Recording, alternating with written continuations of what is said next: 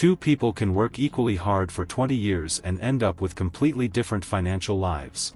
One keeps asking, how can I earn more money? The other asks a very different question. How can I build something that produces value without requiring more of my time? That difference is at the heart of how wealthy people think. They don't just think about salaries. They think in systems. The salary mindset isn't necessarily bad. A salary can provide stability, predictable income and valuable experience. The problem begins when a person assumes that the only way to increase their financial results is to work more hours or negotiate a bigger paycheck. You work. You get paid. You stop working. The income stops. So you work again. And again. And again. That's a job. A system works differently. A system is simply a process designed to repeatedly produce an outcome. Think about a factory. A worker doesn't personally manufacture every single product from beginning to end. Instead, machines, employees, software, logistics and processes work together. One system can produce thousands of outcomes. And that's the key idea. The wealthy don't necessarily work less. They try to make their effort more scalable. Technology made this idea even more powerful. Imagine a company that once needed hundreds of people to manually process paper documents. Then software arrives. Suddenly, information can be stored, searched, processed and transferred automatically. The company hasn't simply hired faster workers. It has changed the system. And artificial intelligence is pushing this even further. Today, AI can help generate text, analyze information, create images, assist programmers and answer customer questions. That doesn't mean every job disappears. It means the economics of certain tasks are changing. A person who understands how to combine human judgment with technology can potentially produce far more output than someone relying entirely on manual processes. This is where wealth becomes interesting.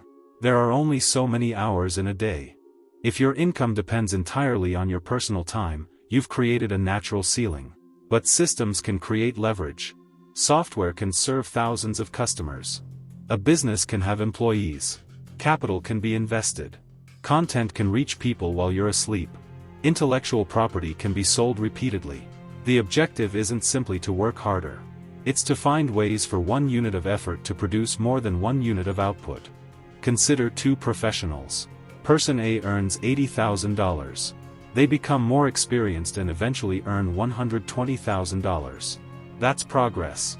But their income remains closely connected to their role, their employer and their available time. Person B earns the same $80,000. But they use part of their income to build skills, invest capital, create intellectual property or build a business system. Their salary may initially look identical. But their financial engines are different. This is why wealthy entrepreneurs often ask different questions. Instead of, how much can I earn this month? They might ask, how can this process become more efficient? Can someone else perform this task? Can software automate it? Can this product be sold repeatedly? Can this business operate without my constant involvement? These questions shift the focus from personal effort to economic systems. Imagine a consultant. They charge $500 for an hour. If they work 40 hours a week, their revenue is directly connected to their available hours. Now imagine that consultant documents their knowledge. They create a training program. They build a digital product. They hire other consultants. They create a website that generates leads. They introduce software to automate administration. The consultant hasn't simply increased their hourly rate. They've begun transforming personal expertise into a system. And this isn't just a business lesson. You can apply systems thinking to your personal finances. Instead of remembering to save every month, automate the transfer. Instead of making random investment decisions, establish an investment plan that fits your goals and risk tolerance. Instead of relying on willpower to avoid unnecessary spending, create spending rules.